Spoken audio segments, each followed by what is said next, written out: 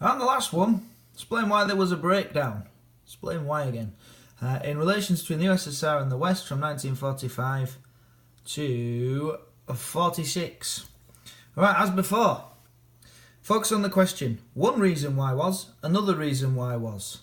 And answer is it says explain why. So you've got to focus on this, explain why. And specifically why there was a breakdown in relations. Specialist specific own knowledge you've got to have if you're going to get to the top. And connectives, otherwise you're not explaining. This meant that, therefore, consequently, as a result, there's just a few of the many you could use. And breaking down your explanation into paragraphs will show multi-causal answer. What knowledge could we have? Well, we've got all of the Yalta and Potsdam disagreements that were between the USSR and the West. They happened in 1945, so that's absolutely fine. And there's lots you should know about Yalta and Potsdam. You could have about Truman becoming president. Roosevelt had a good relationship with Stalin. Truman felt that he had to stand up to dictators, and the reason why the Second World War happened in part is because the USA and other people didn't stand up to Hitler. So he was determined to stand up to the Soviet Union, and he had the atomic bomb. So he felt a bit more bold, like he could stand up to Stalin, because they didn't at that point. Poland, and that's something to do with Yalta and Potsdam. The Soviet Union, remember, they're demanding a good chunk of Poland to be annexed and become part of the Soviet Union.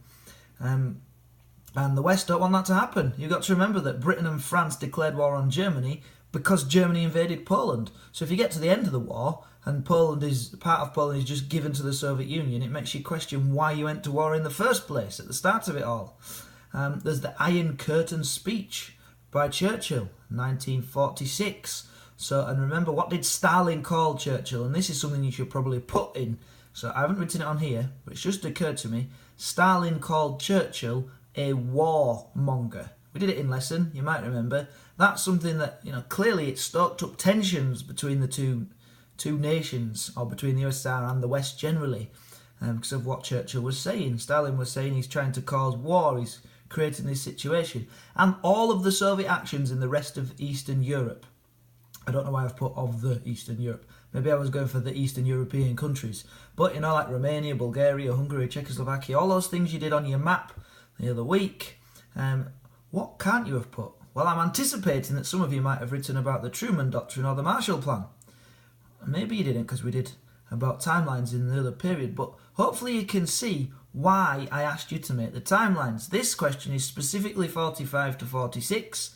And these two things were 1947. So if you put them in, you'd be wrong. And look, I can guarantee people in this exam will have written about the Marshall Plan and the Truman Doctrine. So you've got to make sure that you're wise to that. There's really only 4 years you need to worry about, because this little first bit of the exam is 45 to 49. So there we go.